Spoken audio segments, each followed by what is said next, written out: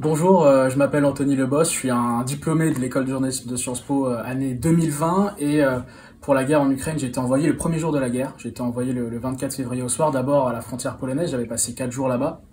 Donc en fait, on voyait vraiment les premiers quarts de réfugiés, femmes, enfants qui fuyaient la guerre, qui fuyaient les bombes. La plupart venaient de Kiev, donc on a passé 4 jours là-bas. Ensuite, à partir du 28 février, avec mon GRI Maxime Deveau de BFM TV, on est allé à Lviv, en Ukraine. C'est une ville qui est à l'ouest de l'Ukraine.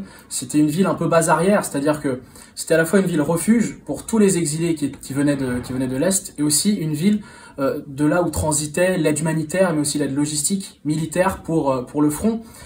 Et c'est une expérience qui vous change en fait, qui vous change en tant que journaliste parce qu'on prend une maturité de dingue, on prend 10 ans d'un coup parce qu'on apprend à gérer l'imprévu. C'était la première fois que je travaillais sur un terrain de conflit, sur un terrain de guerre, donc c'était difficile de gérer notamment les sirènes d'alerte à la bombe. Il fallait parfois se cacher dans un abri à 3h45 du matin et voir tous ces enfants qui n'étaient pas du tout habitués à cette situation-là, serrer très fort leurs parents dans leurs bras, serrer très fort leur doudou dans leurs bras, tout ça, ça marque. Et puis ensuite, tous ces souvenirs, toutes ces rencontres, beaucoup de réfugiés évidemment à l'ouest. Et puis, ce qui nous change aussi en tant qu'humains, c'est que on n'est pas habitué à vivre ce genre de choses. Et souvent, on retire notre casquette de journaliste et on est tout simplement là, être humain, avec de l'empathie. Et parfois, on contient tellement d'émotions dans ces épreuves-là, dans ces moments-là, que voilà, on craque parfois. C'est dur de passer 3 semaines dans un pays en guerre. On n'est jamais habitué à avoir autant de détresse, autant de désespoir, mais ça nous grandit. On apprend à travailler avec l'imprévu, on apprend à gérer aussi ses émotions.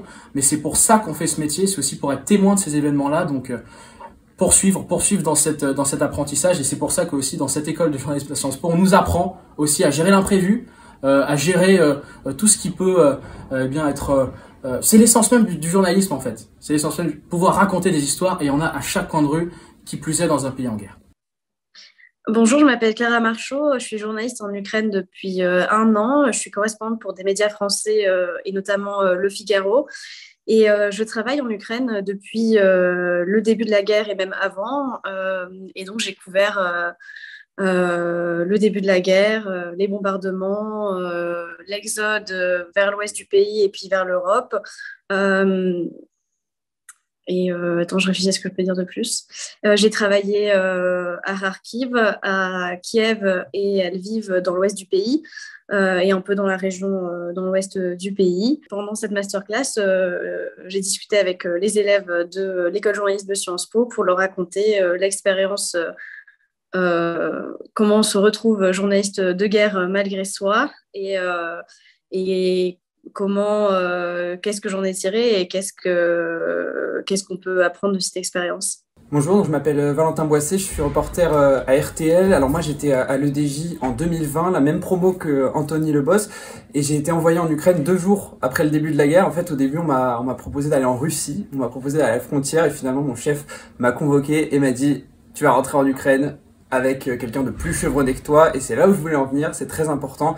Je suis parti avec des gens qui étaient plus expérimentés, qui avaient déjà l'expérience de ces conflits, et j'ai gagné des années et des années d'expérience, je pense, en 1 mois, parce que je suis resté au total 1 mois. Donc je suis parti avec Julien Fautra et ensuite avec Alice Moreno, 2 fois 2 semaines, et ce qu'on a fait était assez émouvant, assez bouleversant, et en fait j'ai appris aussi que le journalisme, effectivement, c'est pas quelque chose de prévu.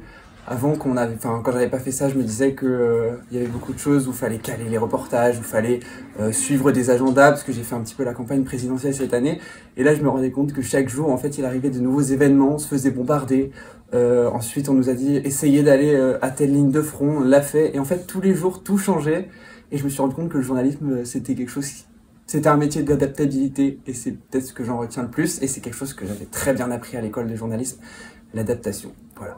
Bah, c'est vrai que quand la guerre a commencé, donc le 24 février, on s'est tous regardés, pour certains, à la rédaction en se disant il y a quand même quelque chose qui se passe à vraiment des centaines de kilomètres d'ici. Et personnellement, je me suis dit, en voyant ces images, que j'avais vraiment envie de pouvoir partir pour raconter ce qui se passait, faire des rencontres, essayer de rapporter ces témoignages extrêmement précieux.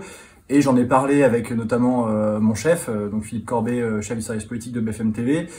Et il m'a proposé, en discutant également avec la direction, de pouvoir partir 2 jours après. Donc en fait 2 jours après, je me suis retrouvé sur le terrain, à la frontière polonaise, pour récolter des témoignages qui pour certains étaient vraiment bouleversants.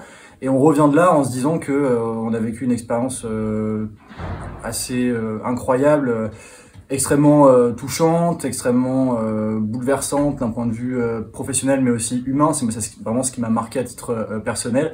Et c'est totalement différent évidemment de notre quotidien de journaliste politique où tout est prévu. Là, l'imprévu reprend totalement le dessus. On est habitué à avoir des événements calés par des attachés de presse, des équipes de communication. Là, évidemment, tout peut arriver le jour, la nuit, en permanence.